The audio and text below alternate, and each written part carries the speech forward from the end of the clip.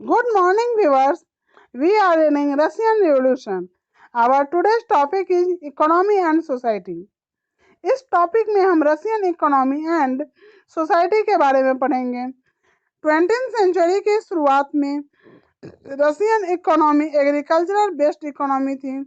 In last paragraph you have read that Russia was the least industrialized state of Europe. It means वहाँ industry का development सबसे कम हुआ था। So 85% people were dependent on agriculture. यह proportion किसी भी European country से ज़्यादा था। फॉर इंस्टांस फ्रांस में ओनली 40% एंड जर्मनी में ओनली 50% लोग ही एग्रीकल्चर पर डिपेंडेंट थे। जब इतने ज़्यादा लोग एग्रीकल्चर पर डिपेंड रहेंगे तो प्रोडक्शन भी ज़्यादा होगा, और प्रोडक्शन ज़्यादा होगा तो सेल भी होगा। तो रशिया में जो कल्टीवेटर्स थे वे सिर्फ अपनी ज़रूरतों के लिए ही नहीं बल्कि फॉरेन कंट्री में एक्सपोर्ट करने के लिए भी करते थे। Industry was found in pockets. इसका मीनिंग यह नहीं है कि लोग अपनी पॉकेट्स में इंडस्ट्री लगा देते हैं। इट मीन्स वहाँ इंडस्ट्री बहुत ही कम एरियाज में था। यह लिखने का एक स्टाइल है। इंडस्ट्री मेनली सेंट पीटर्सबर्ग, जो उस समय रशिया का कैपिटल था, और मॉस्को, जो अभी रशिया का कैपिटल है, में था। Craftsman undertook much of the production. Craftsman ज़्यादातर प्रोडक्शन करते थे।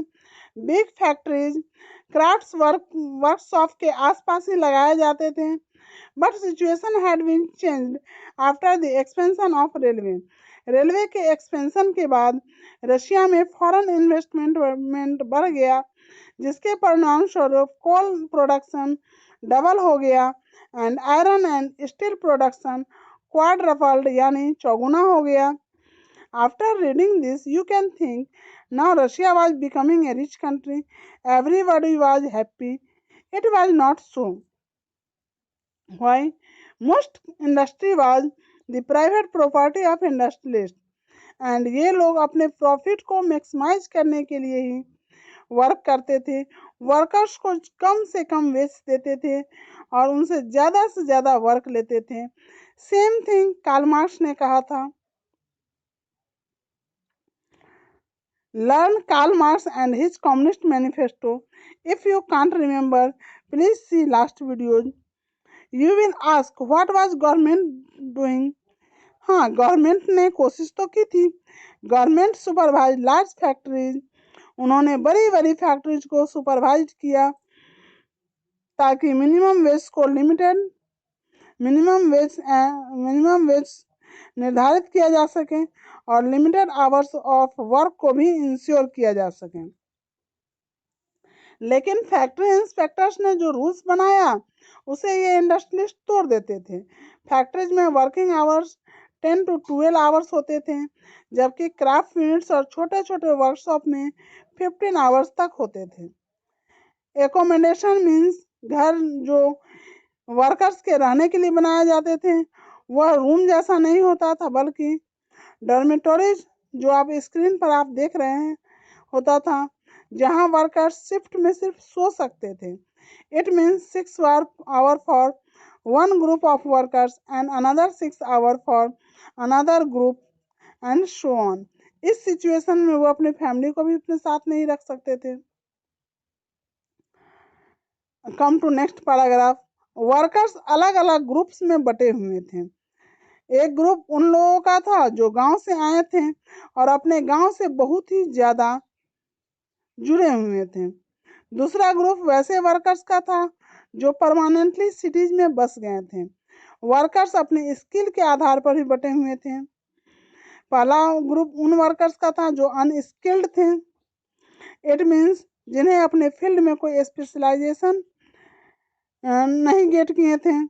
सेकेंड ग्रुप वैसे वर्कर्स का था जो स्किल्ड थे, लाइक मेटल वर्कर्स। ये अपने आप को ऑटोक्रेट समझते थे और उसी की तरह बिहेव करते थे। तीसरा ग्रुप वुमेन का था, जिन्हें मेन के कंपैरिजन में बहुत ही कम सैलरी मिलती थी, लगभग हाफ या उससे भी कम, 1/3। जबकि ये टोटल वर्कफोर्स का 31% होते थे। यह कोई रूल नहीं था, बल्कि पैट्रियार्कल सोसाइटी की सच्चाई थी, जिसमें वुमेन को मैन से इंफीरियर समझा जाता है। यह डिवीजन उनके ड्रेस और मैनर्स में भी दिखता था। कुछ वर्कर्स ने मिलकर एसोसिएशंस बनाए ताकि अनएम्प्लॉयमेंट और फाइनेंशियल हार्डशिप के कंडीशन में वर्कर्स की मदद की जा सके, लेकिन इनकी संख्या बहुत ही कम थी। One positive thing was also there. इन डिविजन्स के बावजूद जब भी स्ट्राइक करने का टाइम आता था, वे एक हो जाते थे। जैसे on the issue of dismissal of workers और वर्क कंडीशन, जैसे 1896 और 1897 में टेक्सटाइल इंडस्ट्री में हुआ, जहां अक्सर स्ट्राइक होते थे, और मेटल इंडस्ट्री में 1902 में हुआ। ये तो हुई शहरों की बात। अब चलिए कुछ देहातों की भी बात कर लेते हैं, जहां peasants most of the land पर कल्टीवेशन करते थे, लेकिन इनकी अपनी जमीन बहुत ही कम थी। अधिकांश जमीन नोबल्स, राजा और चर्च की थी। वर्कर्स की तरफ पीजेंट्स भी डिवाइडेड थे। वे बहुत ही ज्यादा रिलीजियस होते थे।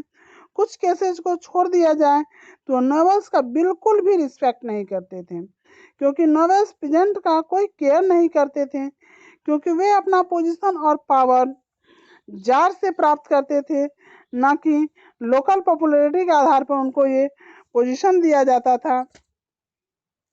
जबकि फ्रांस में ऐसा नहीं था। वहाँ पीजेंट्स नोबेल का रिस्पेक्ट भी करते थे और उनके लिए लड़ते भी थे।